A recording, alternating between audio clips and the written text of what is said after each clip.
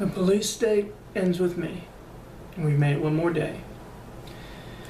I'm going to point out a few things, and I'll put the article that brought all of this to mind in the video description down below so you can click on it. What I want to point out today is Oklahoma incarcerates more women than any country on earth per capita. Get that. Just the state of Oklahoma incarcerates more women than any country on earth. And of course that also means more than any other state in the United States as well. And well, you know, of course they incarcerate more men than women, but when it comes to women, that's pretty shocking.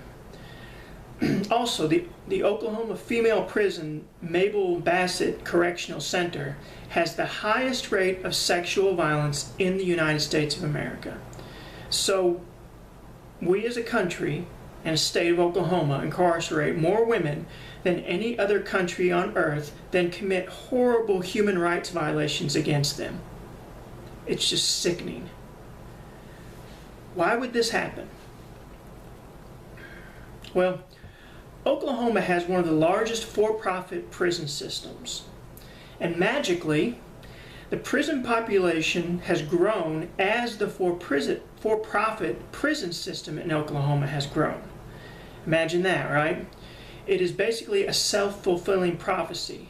Money to be made off of imprisonment, and then bang, more prisoners. Everyone is a criminal as long as the police state says so. Now get this, Oklahoma has for-profit prison contracts with the highest occupancy guarantee requirements in the world, with all quotas requiring between 95% and 100% occupancy. So the police state guarantees a steady flow of prisoners. And I'll break in just for a second here off my notes and just say, now get that through your head, folks. They're not going to be able to just fill these with just criminals. They're going to have to start coming after innocent folks too. I mean, that is the point. That's what the police state does. Everyone's a criminal. Even they just lie about it.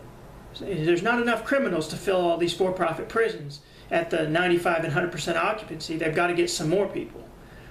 So the police state, the district attorneys, and the judges are knowingly and intentionally feeding this Oklahoma police state. And it's likely happening in your state as well. Just not yet to the degree it is in Oklahoma. You know, please wake up, folks. I mean, please. We have let people run our cities, counties, states, and country that are so sick in the mind that they love to see innocent people go to jail. As it's not enough to send the guilty to prison, as they need more than that to feed this for-profit prison system. They don't care about you or your innocence or your rights. The police state just doesn't care about people. And you can say, well, it's not happening to me, so it must not be true. Just wait a little longer.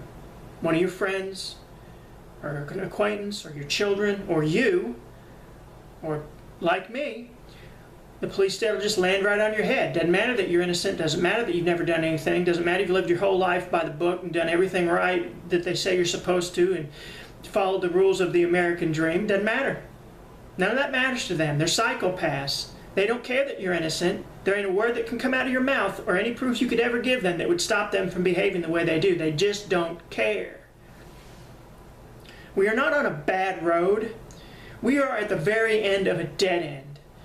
It's already here, and I for one say no more. I'm so tired of people saying, well gosh, you know, things get, if they get any worse, they're going to be really bad. We're headed in a bad direction. Man, no we're not. We're already there. We're past 1984 by George Orwell. We're past all that. Read some of the laws in this country.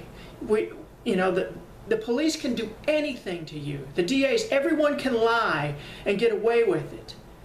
You can't even jaywalk. You'll be in prison. Steal a loaf of bread, 20 years. Have a marijuana cigarette. You're in jail for life. These things go on in this country. Now, I'm not condoning stealing. I'm not condoning doing drugs. But what I am saying is these things merit what they're getting. And worse than that, people that do absolutely nothing being harassed. And I'll just say, today is the 6-month anniversary of the day that they raided my home.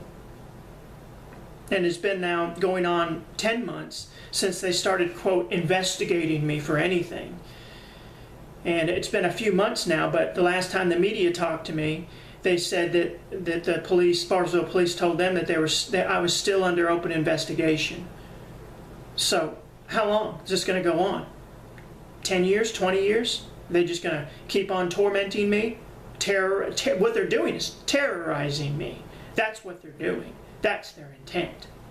I'm off on a little bit of a rant here and I'm getting upset again, but what they're doing is they're saying, well, we thought we could get him. We thought we could, get somebody that we didn't want to run for city council. We thought we could catch him doing drugs. And then he caught us on security camera video at his house, stealing from him and trespassing on his property. So we got our corrupt DA and our corrupt judge to go along with tearing his house apart, threatening him and breaching his civil rights. And we thought we were going to catch him with drugs at his house and send him to prison. And they couldn't do that. Now they're mad. And because they can't legally catch me on anything. And so they're just going to terrorize me. And eventually they'll get around to saying, oh, well, here's what we really think he did, and we're going to come and arrest him now. Oh, no, he was a difficult person, so we had to shoot and kill him. That's our story, and the media will run with that, and that'll be the end of it. I'm dealing with a group of corrupt, egotistical psychopaths that don't care about anybody but furthering their own career and feeding the police state. I tell you, the police state ends with me. And with that said, I'll see you tomorrow.